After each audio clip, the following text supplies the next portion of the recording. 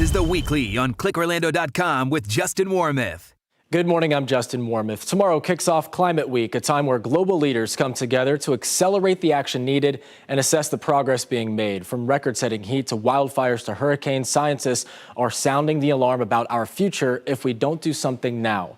Our guests this morning are teaming up for a nationwide campaign with the goal of empowering parents to act on climate change. We start with Dr. Melissa Burt, a research scientist at Colorado State University and founding member of Science Moms.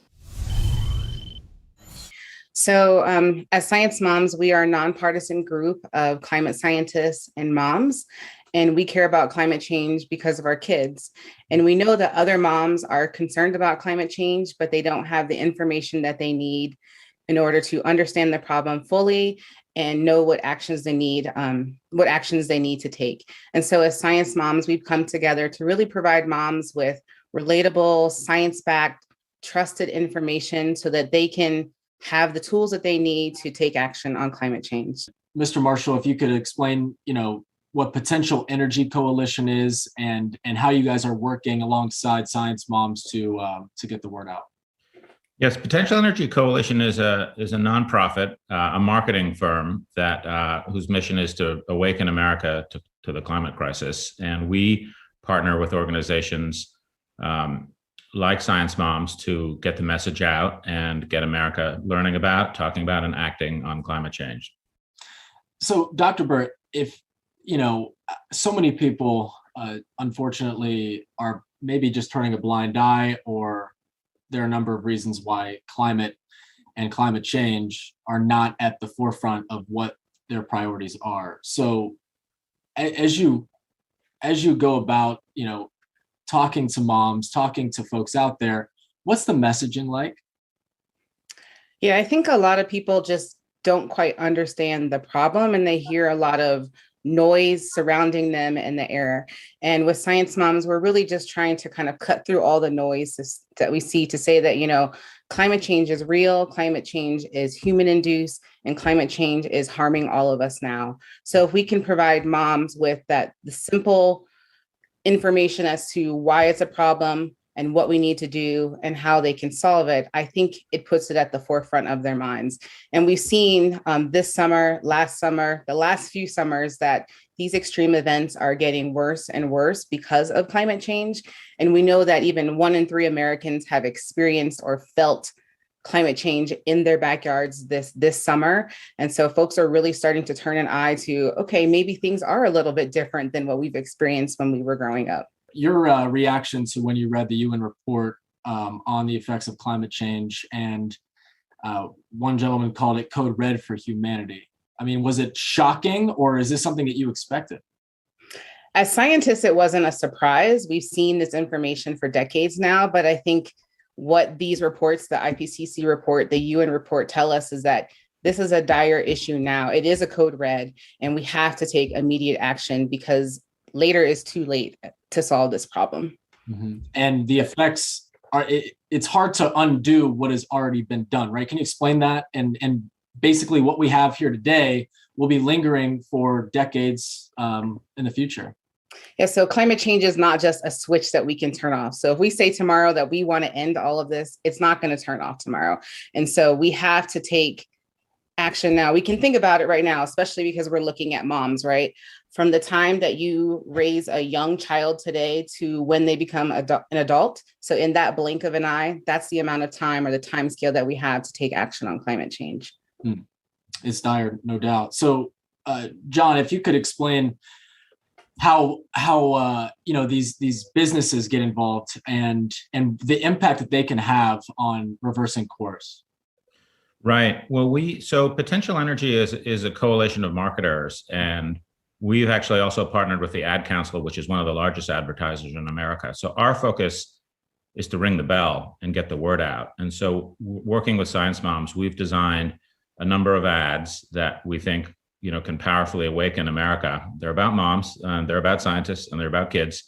And our group, along with the Ad Council, is going to be distributing these ads nationally on a pretty massive scale to address one of the biggest issues that we see, which is people are concerned, but only 14% of Americans actually discuss climate change on a regular basis. So we want to use the power of great marketing and great messengers, which Dr. Burt and the Science Moms are, to connect with regular everyday Americans on a nonpartisan basis, to have people understand what the issue is and start to get active. So that's the big campaign that's launching today. It will be a nationwide, multi-million-dollar effort to ring the bell that it's code red for humanity, but it's not too late. There's something that we can do. So we're trying to bring the power of marketing to the issue. How challenging is it because for years, unfortunately, it's become partisan. I think in the last maybe few years, it's kind of, it's gotten away from that. But is that a challenge in how you frame these ads? Well, I think we're entering a new era. We're entering an era where people are concerned about it regardless of what their politics are. The data says that fairly clearly. And so we're very focused on making sure that what we do is very nonpartisan, and it's about the science, and it's about being a parent and dealing with the issue. And when we do that, we see that people across the political aisle really relate to the message, and it's becoming an issue for all Americans as opposed to a political issue. So I think that's in the past. I hope that that's in the past, and the spirit of this effort, especially with the ad council's participation, because we can now, it really is an American issue, like Smokey the Bear and war bonds and, Mothers Against Drunk Driving and climate change. It's in that category where we're all in this together, regardless of our politics. And that's the idea behind the core message. So Dr. Burt, can you explain what we can do today to, average families at home who are watching this? It's hard to say, oh, I'm doing my part, but what can they do to do their part and to, pave the way for a better and, a safer future for our kids? I think the number one thing that families can do, that parents can do, that moms can do is to talk about the conversation. Mm-hmm. As John said, only 14% of Americans talk about the issue on a regular basis. And so the more conversations that we can have, the more equipped people feel to understand what the actual issue is at hand, and that they're willing to take action in that way. So what we have on ScienceMoms.com is resources. We have fun videos that explain climate change in 30 seconds. We have videos, some of the best ones that I really connect with are those powerful ones that pull on those heartstrings. So no matter what side of the aisle you may be on, like, you see yourself in these videos because we're connecting with our children, our children's now, our children's future. And so if we can get moms to talk about it with their families, at the PTA meetings, at their book clubs, any different activity that you can talk about the issue, no matter what level a person may be, is one of the hopes and one of the main components of the Science Moms work. So we have books, we have podcasts, we have fun videos, and even TED Talks. And we have to take a short break. We'll have more with John Marshall and Dr. Melissa Burt right after this. Stay with us. This is The Weekly on ClickOrlando.com with Justin Warmoth. Welcome back. According to new research from the Potential Energy Coalition, more than 60% of Americans are concerned about climate change, but just 14% talk about the issue. That's what our guests this morning are working to address, to demystify climate science and motivate parents to demand solutions. Here's more from my conversation with John Marshall and Dr. Melissa Burt. If we don't act now, what does the future look like? It doesn't look good, right? And like I said, later is too late. We need people to understand that we need a clean energy future. We need to reduce the amount of carbon pollution that is out there in the world, right? And so we need to limit our fossil fuel productions, because we know that as we put more fossil fuels into the air, so more carbon pollution into the air, we're creating this thick heat trapping blanket around the earth. And as that blanket gets thicker and thicker, our planet is getting warmer and warmer. And we're seeing these impacts of climate change, like more storms, more fires, excessive heat, extreme drought. All of these things is the climate change that we're speaking about, that all of us Americans are experiencing and feeling. And it's only going to get worse if we don't do something about it. And we have the tools, we have the models. And the thing about it is that the science behind the climate change is simple, like I was saying, right? It's that we have this excessive amount of carbon pollution in the air, and we're seeing the dramatic impacts and the more extreme events because of it in the air. So I think we've known about climate change since the 1800s, actually. And so what we know, I think it's just important to state the facts that it's an actual simple process. It's a simple science that really shows, how climate change is impacting things. And it, again, is only going to get worse. And for the folks of you in Florida, we've seen the excessive heat. We've seen the severity of the hurricanes. And it's not just the hurricanes coming through, but it's the leftover flooding that impacts many of the regions, coastal flooding, rising sea levels. All of those components are because of climate change. So, John, is that something that obviously you will point to, or, with the ad council, with these ads, is that something that for Florida, will these be specific ads targeting specific, the regions that they'll be targeting? Yeah, overall, Potential Energy is targeting a number of different geographies, and this effort will go national. And so we're talking to a lot of the specific problems, whether they be fire, heating, drought, or flooding. But I think an important part of this effort is we're trying to show that this is a human problem. Yes, it's an environmental problem, but they're still going to be there. The question is it going to be healthy for us? Mm-hmm. And so what we're trying to really do is shine a light on the human side of things. Like, what does this mean for your kid's future? What is it? Not 1.5 degrees with the Paris Accord, but what is the temperature increase when your kids are our age? And that's a pretty dramatic, hard to take set of facts that we really need to get across to people in a way that isn't frightening, but a way that gets more people active on the issue so that they talk to their friends, they talk to their communities, and they talk to their elected leaders in a way that we take on this really narrow window of opportunity we have to start addressing the problem. Dr. Burt, I'm curious, just, we've seen a huge push from the auto industry into making these electric vehicles. I think less than 5% of the country has an electric car right now, but nevertheless, a huge push from these auto companies. Will that do anything?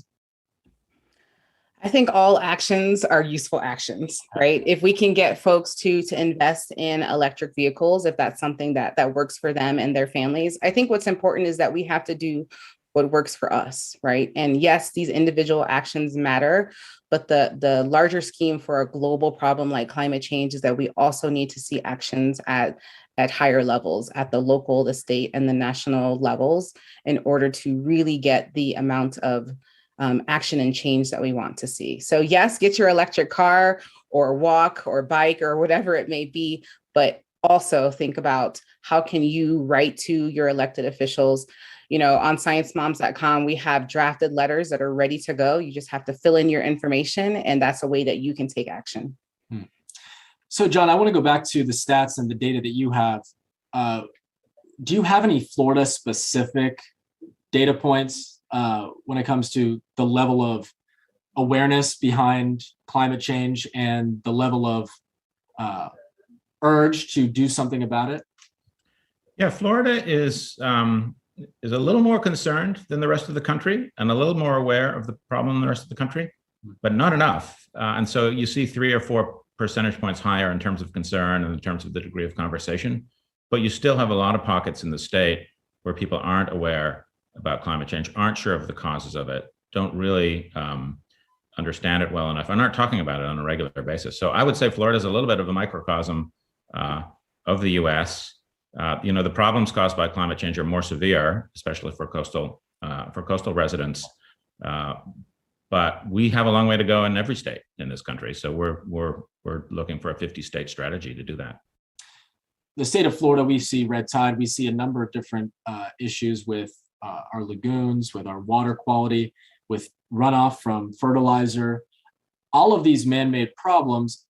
How would you best define climate change? Is that part of the definition?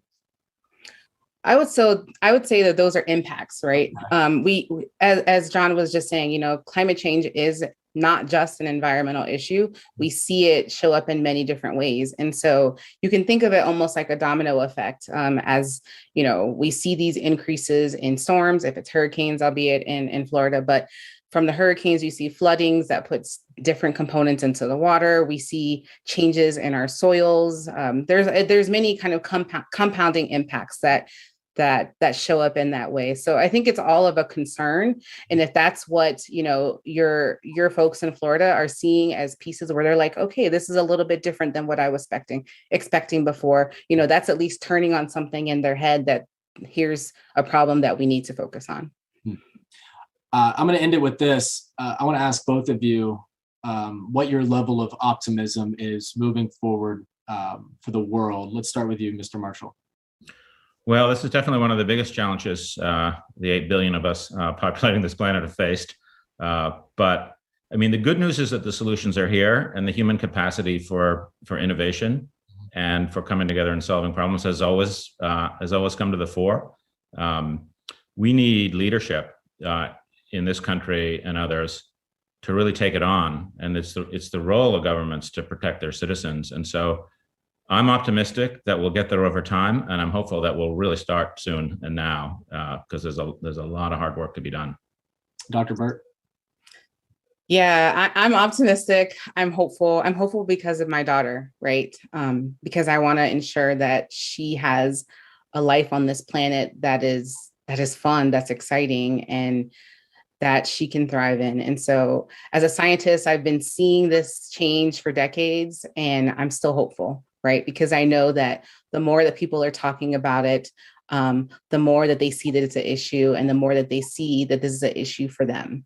And so that they're willing to talk about it, to have conversations, and to really take action. So I'm positive. And we have a special section of our website dedicated to bringing you the facts surrounding climate change and how it's affecting the state of Florida. Just head to clickorlando.com/forecasting change. I'm Justin Warmoth. Hope you have a great Sunday.